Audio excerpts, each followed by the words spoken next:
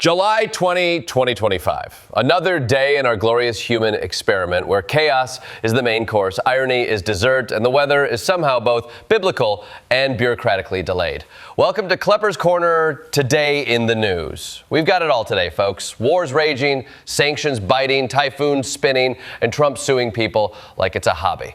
So grab your moon boots and bunker supplies, because history isn't just happening, it's screaming into a megaphone while everything around it floods, explodes, or gets subpoenaed. Segment 1, Gaza, from ceasefire dreams to starvation realities. The humanitarian disaster in Gaza has entered the what even is civilization phase. Israel has issued new evacuation orders for parts of Deir el-Balah, an area that until now had been sort of the eye of the storm. You know things are dire when the place you were already displaced to becomes the next war zone. This is like running from a bear into a volcano and being told, please evacuate the magma. Now, the military says they're expanding operations with great force. That's not just a military term, that's a Jedi quote.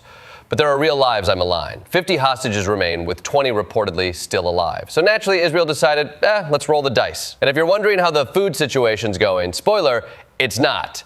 It's Hunger Games without the games. UNRWA is saying they've got enough food for 3 months, but can't get it in. Israel says, it's not us. Hamas says, it's not us either. Meanwhile, 71 children have died of malnutrition, and tens of thousands more are starving. You know it's bad when food is so rare it could qualify for an NFT. Segment 2, Iran, from bombs to brunch talks.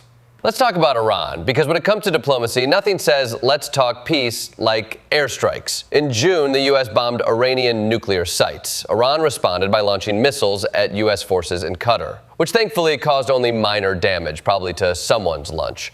And now, everyone's pulling up a chair for peace talks next week. It's like throwing a rock at someone's window and then knocking on the door like, hey, want to chat? The E3 nations, Britain, France, and Germany, are threatening a snapback of sanctions if Iran doesn't cooperate. That's right, we've weaponized language from breakups. Snapback sounds less like diplomacy and more like a Taylor Swift album. Iran says its nuclear program is peaceful, despite sitting on enough 60% enriched uranium to light up half the planet. The IAEA says Iran has 408 kilograms of this stuff, which is the nuclear equivalent of your teenager hoarding fireworks under their bed and claiming it's for science. Segment 3, EU sanction palooza on Russia. The EU just dropped its 18th sanctions package on Russia. That's right, 18. At this point, we're sanctioning Russia the way your ex sends you angry voicemails, compulsively, ineffectively, and with diminishing returns. This new package includes lowering the oil price cap from 60 to 47.60. Ooh, scary.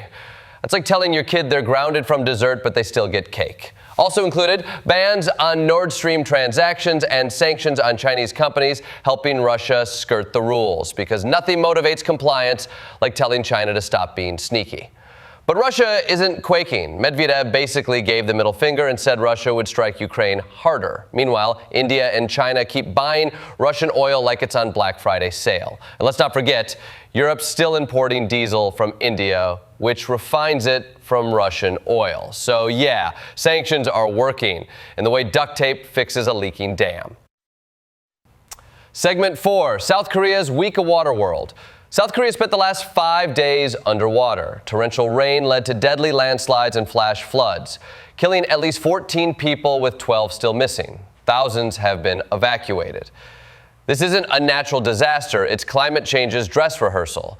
Gapyeong saw homes collapse. Sancheong had houses buried by landslides. In Osan, retaining walls gave way and cars turned into underwater tombs. It's like nature decided to test Korea's emergency services with a boss-level flood. 600 to 800 millimeters of rain fell in southern regions. That's not a downpour, that's a water-based coup d'etat. South Korea needs better infrastructure, but more importantly, we all need a climate plan that doesn't involve just hope it stops raining. Segment 5, Typhoon Wifa's East Asian tour. Meanwhile, Typhoon Wifa is working overtime. Hong Kong, China, Vietnam, Taiwan, the Philippines all got a taste of her fury.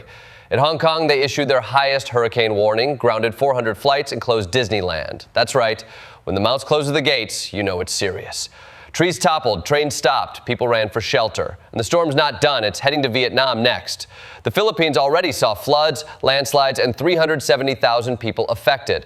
One death has been reported and over 400 homes were damaged. In Taiwan, the storm played a guest set over the weekend. This is less a weather system and more a tour. Typhoon Wifa Live, Asia's greatest hits. Segment 6, Ha Long Bay boat disaster. Tragedy struck Vietnam's Ha Long Bay when a tourist boat capsized during a sudden thunderstorm. Out of 53 people on board, 34 are confirmed dead and 8 are still missing.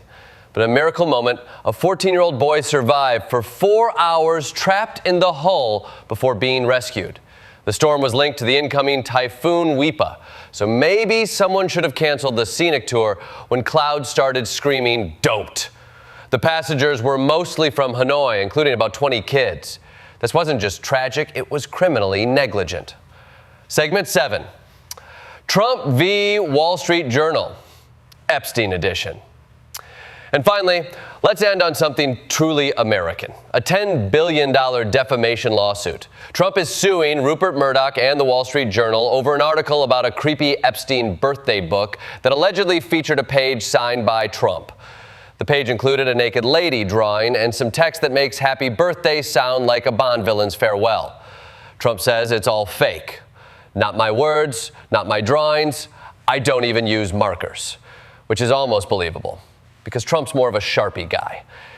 He's accusing the Journal of spreading lies and demanding $10 billion in damages. That's not a lawsuit, that's an Avengers-level grudge. The kicker? Trump called Murdoch an amazing guy not long ago. Now it's globalist traitor. The man can flip faster than a Waffle House short stack. All of this, of course, is wrapped in the ongoing Epstein file controversy, which is currently complicating a federal budget bill. Because naturally, we now decide national spending based on who forged a birthday card in 2003. So what did we learn today? That diplomacy can come after destruction, that typhoons don't respect theme parks, and that in Trump's world, everything's defamation until proven profitable. July 20th gave us war, weather, and weirdness in equal measure. From Gaza to Ghislaine, from floods to fallout. It's just another day in the global freak show. This has been Klepper's Corner, today in the news. I'm going to go dry off, delete my browser history, and maybe sketch some non-defamatory birthday cards. See you tomorrow, unless I get hit with a snapback sanction. I'm out.